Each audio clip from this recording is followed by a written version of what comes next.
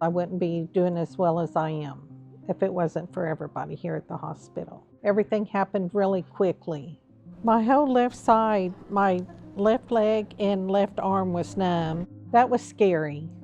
That was scary. I woke up in the morning and I had a Charlie horse in my leg. I couldn't walk. My husband was trying to help me. Then my sister came over and she said, "We're going to the hospital." I think what caused this is my high blood pressure. The week before this happened, my blood pressure was very high.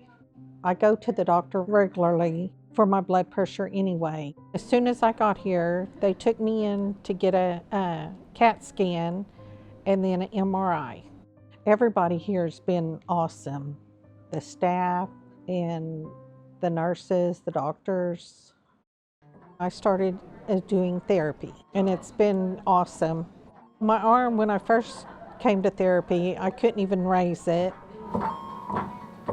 And so I've been doing OT for that. Just roll it. Now I can raise it just like my other arm. Okay, you got this.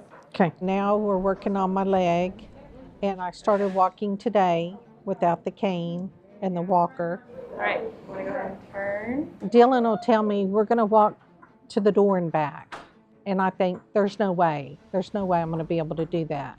And then I end up doing that. That looks like that's impossible. Not quite. They just help you build up your confidence, and then the next thing you know, you're doing it. I probably wouldn't have tried half the things that she wanted me to try on my own because I didn't think I could do it, but she had confidence in me, and so that helped me to try it.